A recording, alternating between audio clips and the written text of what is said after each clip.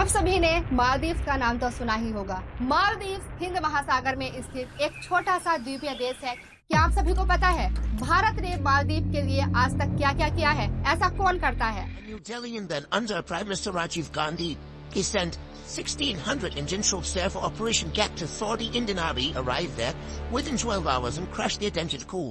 साल 2023 तक मालदीव के सभी राष्ट्रपति बनने के बाद पहली विदेश यात्रा करते हैं भारत की, लेकिन साल 2023 में मालदीव के राष्ट्रपति बनते हैं मोहम्मद मुइज़ू और मोहम्मद मुइज़ू पहली विदेश यात्रा करते हैं चाइना की। इतना ही नहीं, मोहम्मद मुइज़ू मालदीव से भारतीय सैनिकों को वापस करने का प्रॉमिस करते हैं मालदीव की जनता से।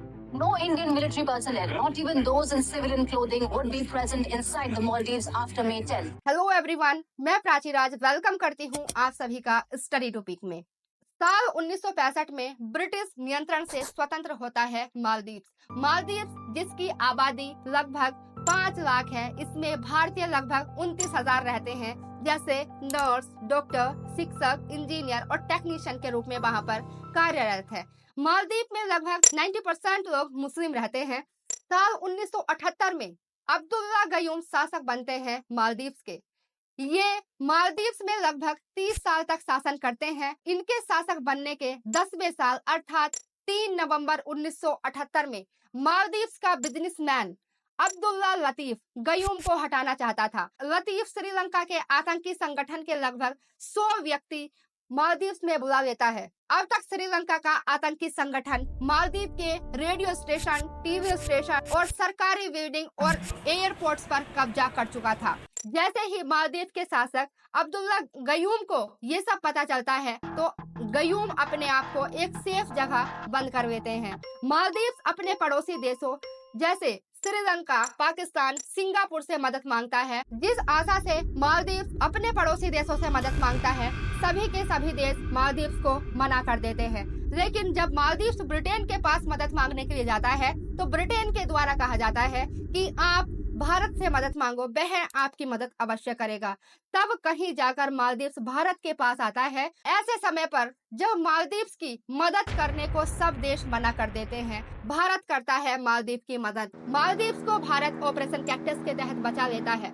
साल 2004 की सुनामी ने भारत के लक्षद्वीप, अंडमान निकोबार और भारत के पड़ोसी देश मालदीव को बहुत ज्यादा प्रभावित किया था। To one of the deadliest natural disasters in recorded history. Andaman Nicobar का तो एक द्वीप 2 हिस्सों में टूट जाता है। भारत अपने ऊपर इतनी मुश्किल सहने के बाद भी मदद करता है अपने पड़ोसी देश मालदीव की। इतना ही नहीं, साल 1986 में भारत के प्राइम मिनिस्टर राजीव गांधी के द्वारा मालदीव में इंदिरा गांधी मेमोरियल अस्पताल बनाया जाता है, जिसमें 200 बिस्तर लगाए जाते हैं और यह उस टाइम का सबसे अच्छे अस्पतालों में से एक अस्पताल माना जाता था। भारत ने मालदीव में व्यावसायिक शिक्षा को बढ़ावा देने के लिए एक इंजीनियरिंग प्रौद्योगिकी संकाय की स्थापना की, जिसमें प्रतिवर्ष 200 छात्र प्रशिक्षित होते हैं। साल 2008 में मालदीव में होते हैं पहली बार चुनाव और चुनाव जीतकर राष्ट्रपति बनते हैं मोहम्मद नाशिद। मोहम्मद नाशिद ये 4 साल तक मालदीव के लिए बहुत बढ़िया काम करते हैं। इन्हीं के कहने पर भारत मालदीव को 2009 में मिलिट्री इक्विपमेंट डोनेट करता है। मालदीव में साल 2013 में पीपीएम पार्टी सत्ता में आती है और राष्ट्रपति बनते हैं अब्दुल्ला यमीन। इनके सत्ता में आते ही मालदीव की फॉरेन पॉलिसी चेंज हो जाती है इंडिया के खिलाफ। साल 2016 में अब्दुल्ला यमीन की सरकार के द्वारा कहा जाता है भारत से, आपने जो हमें हेलीकॉप्टर्स गिफ्ट किए थे उन्हें आप वापस भारत ले जा सकते हो। बीआरआई से हिंद महासागर में अपने नौसैनिकों की उपस्थिति को और ज्यादा बढ़ाना चाहता है चाइना। साल 2018 में मालदीव के राष्ट्रपति बनते हैं इब्राहिम मोहम्मद सोलिह। ये इंडिया के हेलीकॉप्टर्स को जो अब्दुल्ला यमीन के द्वारा भारत को वापस करने की बात की गई थी, उनको मालदीव में ही रखने का निर्णय लेते हैं। अपोजिशन में बैठे नेताओं के द्वारा कहा जा रहा था इस सरकार की ज्यादा ही फ्रेंडशिप लग रही है भारत के साथ। इस वजह से मालदीव के नेता कह रहे थे इंडिया की मौजूदगी को खत्म करना पड़ेगा मालदीव से, और इंडिया आउट के नारे लगाए जा रहे थे मालदीव में।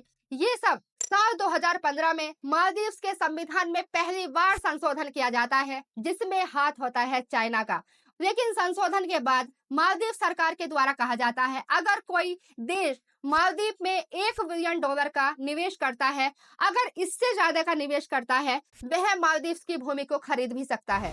इंडिया आउट के नारे जो मालदीव में लगाए जा रहे थे और इंडिया के खिलाफ जो मालदीव के द्वारा जो सोशल मीडिया पर पोस्ट की जा रही थी, ये सब देखकर मालदीव्स में इंडिया के high commission ministry of foreign affairs को लिखते हैं जो सोशल मीडिया पर पोस्ट की जा रही हैं वो हमारी गरिमा को अटैक करती हैं। ये सब बातें लीक हो जाती हैं मालदीव्स की मीडिया में। फिर क्या, जुलाई 2021 को MDP की सरकार इंडिया से माफी मांगती है। साल 2023 में PPM पार्टी PNC पार्टी के नेता मोहम्मद मुइजू के साथ सत्ता में आती हैं। मोहम्मद मुइजू सत्ता में आते ही इंडिया आउट की विचारधारा को और भी स्ट्रॉन्ग कर देते हैं, लेकिन मोहम्मद नशीद और इब्राहिम मोहम्मद सोलही आज भी इंडिया को काफी सपोर्ट करते हैं। आशा करती हूँ कि आप सभी को हमारी ये कोशिश पसंद आ रही होगी। अगर आप सभी को इस तरह की वीडियोस चाहिए तो आप कमेंट करके बता सकते हैं, मैं उन वीडियोस को लाने की कोशिश करूंगी। आज के लिए इतना ही, थैंक यू।